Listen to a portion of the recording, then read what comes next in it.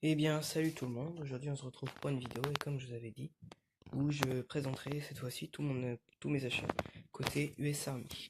Donc, je commence tout de suite ici avec la musette M36 que je viens de recevoir.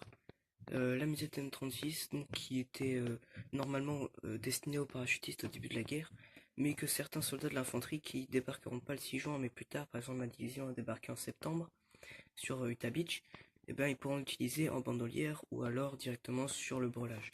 Ici, moi, je l'utilise avec une sangle. À l'intérieur ici donc de la musette M36, j'ai mis une multitude de choses.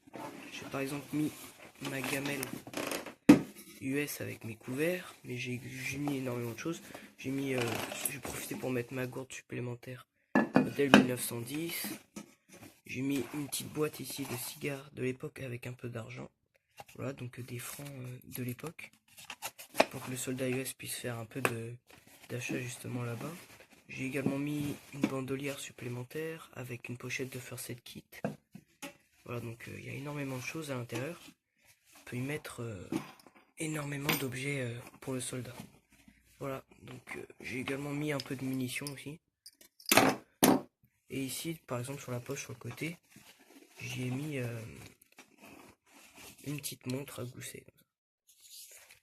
Voilà, donc là, c'était à peu près pour la musette M36. Ensuite, j'ai acheté cette gourde, cet étui de gourde de l'US Army. Voilà, donc le groupe gourde plus car. Voilà. Donc voilà, donc la gourde ici, une originale modèle 1942 et un car ici français en attendant que je puisse avoir mon car américain original US. Donc là pour l'instant j'ai juste un car français, donc à peu près les mêmes dimensions que le car US, mais seulement il a les attaches d'un car allemand. Bien sûr, cette gourde est attachée sur mon ensemble brelage M36, ceinturon M36, que je garnirai avec des portes chargeurs USM1 et un étui de pelle modèle 43 que je recevrai bientôt. Et enfin, donc avec tous ces achats, j'ai également fait cette paire de Doctac de chez Miltech, j'imagine. Donc qui ont été livrés avec, ça c'est assez sympa, un étui qui est semblable à celui qui était utilisé pendant la Seconde Guerre mondiale. Un étui qui a été distribué du coup aux soldats US qui stationnaient en Angleterre avant le débarquement.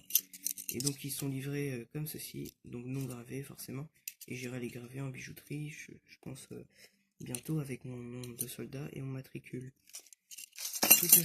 Tout cet ensemble ici US viendra s'ajouter sur mon uniforme US ici, donc ma M41, ma veste, voilà, et donc avec mon casque ici qui est à côté. Donc j'ai fait aussi des achats allemands que je vous ai déjà présentés et qui me serviront pour mon uniforme US.